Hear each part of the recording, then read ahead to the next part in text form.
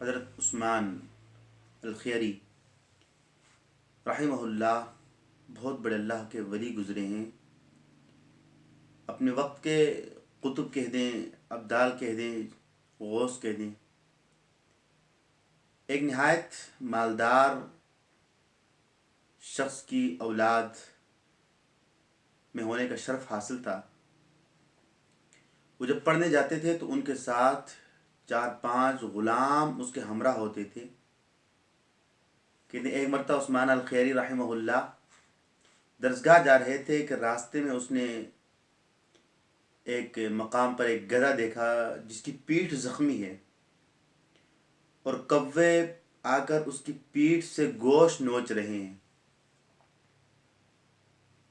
اور وہ گدھا یعنی وہ جانور، وہ دراز گوش، چونکہ اس کا منہ پیٹھ تک نہیں پہنچ سکتا ہے تو وہ ان گدھوں سے اپنی پیٹھ کی حفاظت نہیں کر پا رہا. عثمان الخیری رحمہ اللہ نے جب دیکھا تو اپنے غلاموں سے پوچھا، آپ میرے ہمراہ کیوں ہوں؟ انہوں نے کہا، جان کی امان پائیں تو عرض کر دیں، ہم تو آپ کے غلام ہیں، جو آپ کا اشارہ ہو، جو آپ کے جی میں آ جائے، جو بات آپ کہنا چاہیں آپ ارشاد فرما دیں، ہم اس کو بجا لائیں گے. عثمان الخیری رحمہ اللہ نے اپنے بدن میں جو ریشمی لباس تھا وہ اتارا اور گدھے کی پیٹھ کے اوپر ڈال دیا، اور جو اپنے سر کے اوپر امامہ بندھا ہوا تھا، پگڑی تھی، اسے اتارا اور اتار کر اس گدھے کے اوپر جو اپنا لباس ڈالا تھا، اپنا جو کرتا اور اپنی جو شال وغیرہ ڈالی تھی، تو اس کو لپیٹ کے باندھا رسی کی طرح، تاکہ یہ گر نہ جائے، اور گر جائے تو پھر وہ نفع فائدہ جانور کو حاصل نہیں ہوگا. اب یہ جا رہے ہیں مکتب کی جانب، اور اللہ جل شانہ نے اس گدھے کے ساتھ، اس جانور کے ساتھ حسن سلوک کی بنا پر اس کے سامنے کشف کی راہیں کھولی، اور اللہ جل شانہ نے اپنا قرب خاص نصیب فرما دی. جب ان کے موت کا وقت قریب آیا تو ان کے بیٹے نے اپنی قمیض پھاڑی اور رونا دھونا شروع کر دیا. عثمان الخیری رحمہ اللہ نے سخت انداز سے ڈانٹا کہ بیٹا، یہ جو عمل آپ کر رہے ہو، یہ عمل آپ کا پیارے آقا صلی اللہ علیہ وسلم کے سنت کے خلاف ہے. اس لیے کہ موت تو اٹل ہے، حق ہے. آپ کے گریبان پھاڑنے سے اسرائیل واپس نہیں ہوگا، موت واپس نہیں ہوگی. تو پھر کیوں اللہ جل شانہ کی جو کہ نعمت ہے موت مومن مسلمان کے لیے، الموت جسر یوصل الحبیب الی الحبیب، کہ موت تو ایک پل ہے جس کے سہارے سے انسان اپنے محبوب اللہ سے جا ملتا ہے. تو پھر اس پر آپ کیوں روتے ہو؟ یہی عثمان الخیری رحمہ اللہ ہیں. ایک مرتبہ یہ کہیں سفر پہ جا رہے تھے تو کسی گستاخ نے اپنے مکان کے جو بالا خانہ ہے وہاں سے کچھ کچرا ان کے اوپر پھینک دیا. جو قریب جو مرید تھے، متعلقین، جو متوسلین ساتھ تھے، انہیں بڑا غصہ آیا. انہوں نے چاہا کہ جو گستاخی کرنے والا ہے اس کو خوب ڈانٹیں ڈپٹیں. عثمان الخیری رحمہ اللہ نے منع فرمایا کہ نہیں، شکر ہے اسی پہ کہ جس کے اوپر آگ برسانے کا حق تھا اس کے اوپر خاک ہی ڈالی گئی ہے. اسی پہ تو صبر کرنا چاہیے، اسی پہ تو شکر ادا کرنا چاہیے. میرے عزیزو، آج میں نے آپ کے سامنے 3 واقعات عرض کر دیے، اور تینوں واقعات میں ایک عظیم 3 سبق آپ کی خدمت میں بھی عرض کر دوں. پہلا واقعہ کہ جب جانور کے ساتھ حسن سلوک کی بنا پر اللہ اپنی قرب کی نعمت سے نوازتے ہیں، تو ایک کمزور محتاج انسان اشرف المخلوقات کے ساتھ حسن سلوک کی بنا پر اللہ جل شانہ کتنی نعمتوں سے نوازیں گے. اس کے یقین کے ساتھ اپنی زندگی میں ایک جذبہ، اپنی زندگی میں ایک عمل شروع کرنا ہے کہ بس مجھے کسی سے کوئی نفع ہو یا نہ ہو، البتہ مجھ سے کسی کو نقصان نہ پہنچے، میرے ذات سے نفع پہنچے. وہ احسن الی من اساء الیک، جو آپ کے ساتھ برا کرے اچھا کرو، جو آپ کو نقصان دے اسے نفع دو، جو آپ کو برا بھلا کہے اسے اچھے القابات سے پکارو. نبی مکرم صلی اللہ علیہ وسلم کا فتح مکہ کے موقع پر مکہ مکرمہ پہنچتے وقت جو عمل تھا، لا تثریب علیکم اليوم والا، میرے اور آپ کی زندگی کا ایک عظیم سبق ہے کہ یہی مکہ تھا جہاں سے حضور علیہ الصلاۃ والسلام پوشیدہ طور پر ہجرت کر رہے ہیں، اور پھر یہی مکہ ہے کہ جہاں پر پیارے آقا صلی اللہ علیہ وسلم 10,000 کا لشکر جرار کے ساتھ فاتح بن کر آ رہے ہیں. ہونا تو یہ چاہیے تھا. جس طرح آج کل انسانی طبیعت ہے کہ ابو جہل، ابو لہب، عتبہ، شیبہ، ان کے نسلوں کو جو موجود تھے، ان کے پیروکار جو موجود تھے، ان لوگوں کو چن چن کے ذبح کیا جاتا.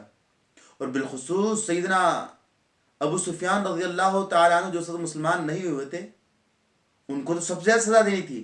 لیکن پیارے آقا صلی اللہ علیہ وسلم نے اعلان فرمایا کہ جس نے اپنے گھر کا دروازہ بند رکھا امان ہے، بیت اللہ کی حد میں آیا امان ہے، اور جو حضرت ابو سفیان کے گھر میں گیا وہ بھی امان میں ہے.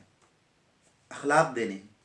جنہوں نے پیارے آقا صلی اللہ علیہ وسلم کی ذات میں گستاخیاں کی، ساحر کہا، کاہن کہا، کاذب کہا، پھر وہی حضور کے ایسے عاشق بن گئے کہ دنیا مثال دینے سے عاجز ہے. لہٰذا حسن سلوک، حسن اخلاق اور دوسروں کے دکھ درد میں، غم خوشی میں شریک ہونا یہ مسلمانوں کا حق ہے.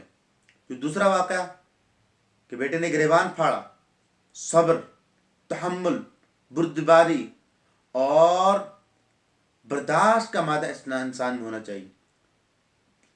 آج کل بعض مرتبہ یہ بات دیکھنے کو ملتی ہے کہ تھوڑی سی تکلیف پہنچی تو ساری اللہ کی پہلی کی نعمتیں انسان بھول جاتا ہے، اور نہ جانے کچھ کیا کہہ جاتا ہے کہ انسان کو خیال بھی نہیں ہوتا ہے.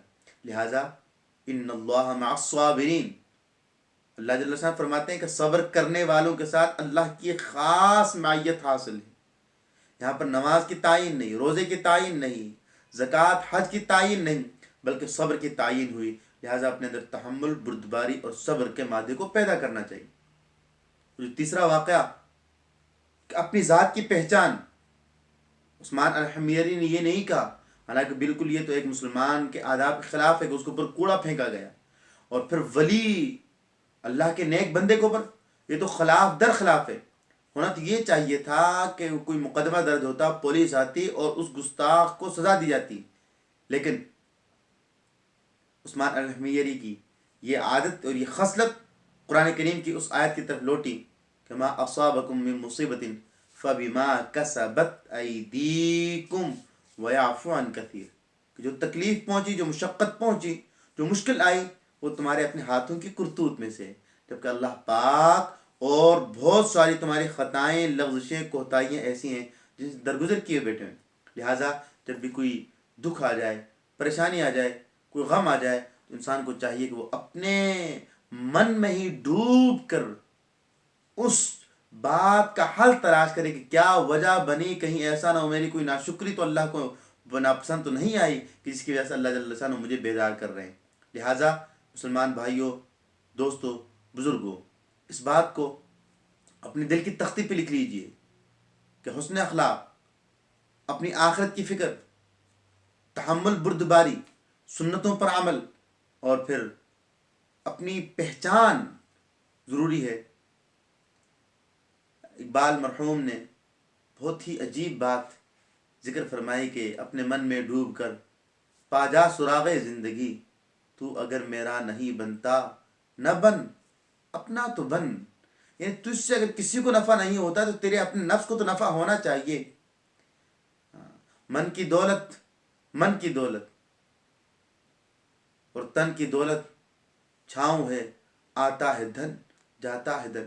جبکہ من کی دولت ہاتھ آتی ہے تو پھر جاتی نہیں. من کی دولت ہاتھ آتی ہے تو پھر جاتی نہیں، اور تن کی دولت چھاؤں ہے، آتا ہے دھن، جاتا ہے دھن. اس طرح ایک سایہ ہوتا ہے، اگر دھوپ اس طرف ہوتی ہے سایہ اس طرف ہوتا ہے، لیکن یہی سورج اور یہ دھوپ اس طرف پلٹ جاتے ہیں تو سایہ اس طرف جاتا ہے. وہ جو تن کی دولت ہے، آج میرے پاس نرم و گداز اور ملائم قسم کا لباس ہے، کل نہ جانے ٹاٹ کا لباس مجھے ملتا ہے یا نہیں. اور اگر ہے جی مرنے تک ہی ہوگا نا، مرنے کے بعد پھر وہی لٹھا اور وہی کفن جو اس میں مارکیٹ میں تیار ہے وہی ہمیں ملے گا. تو لہٰذا زندگی کی پوری عبادت کے خلاص اپنی فکر آخرت ہے. اللہ پاک ہم سب کو سمجھنے کی توفیق نصیب فرما دیں.